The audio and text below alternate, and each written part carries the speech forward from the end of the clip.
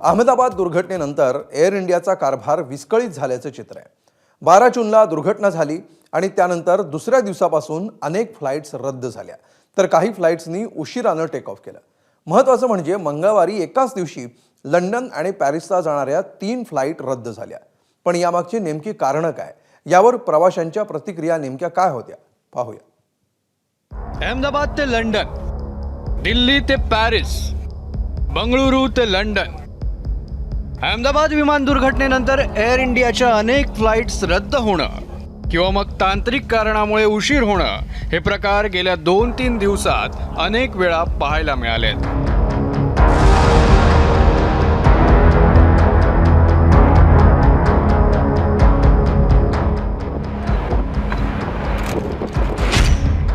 मंगळवारी अहमदाबाद ते London flight air इंडियानं अचानक रद्द केली, पण यामागचं नेमकं कारण काय होतं?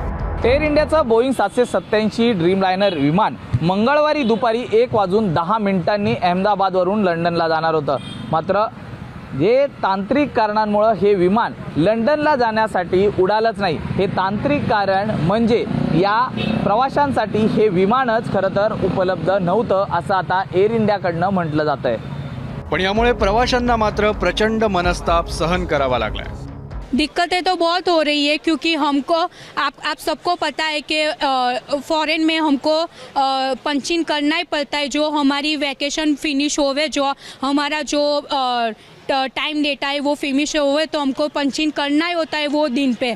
तो हमको बहुत अभी दिक्कत हो रही है मेरे हस्बैंड को और मेरे को कि 17 जून को बैक टू वर्क होना था, अब 19 जून को बोल रहे हैं। मतलब प्रॉब्लम तो बहुत ही आ रहे हैं हमको। मैंने तो अथॉरिटी को बोला है कि मेरे को तो लीगल कॉन्फ्रेंस में जाना है, मैं एडवोकेट हूँ और ये bar council of Gujarat K member हूँ और मेरे को तो लंदन पहुँचना ही आज ही। कुछ व्यवस्था कर दो, बाकी मैं आपको कोर्ट में ले जाऊँ।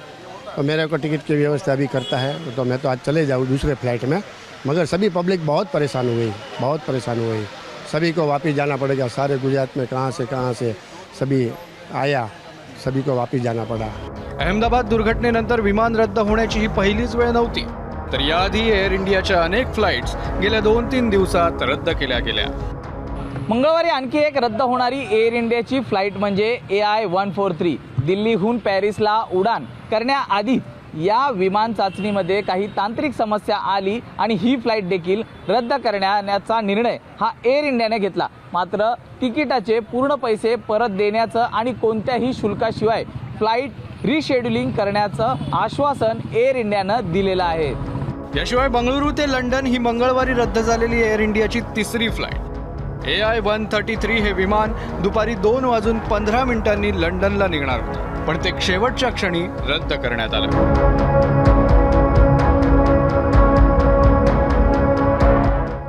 16 जूनला हाँगकाँग ते दिल्ली फ्लाइट उड्डाणानंतर पुन्हा विमानतळावर लँड झाली। याचं कारण यावेळी तांत्रिक समस्येचं कारण पुढे करण्यात आलं।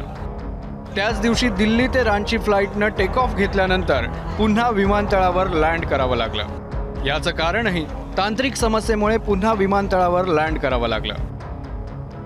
13 जूनला दुबई ते जयपूर फ्लाइटनं उशिरा उड्डाण केलं। यावेळी AC शिवाय प्रवासी 5 तास विमानात अडकून पडले होते। 12 जूनच्या दुपारी अहमदाबादवरून लंडनला जाणारं एअर इंडियाचं विमान दुर्घटनाग्रस्त झालं। या दुर्घटनेत 270 जणांनी आपला जीव गमावला। मात्र या दुर्घटनेचा एअर इंडियाच्या विमान वाहतुकीवरही परिणाम झालाय। ब्युरो रिपोर्ट, ABP माझा।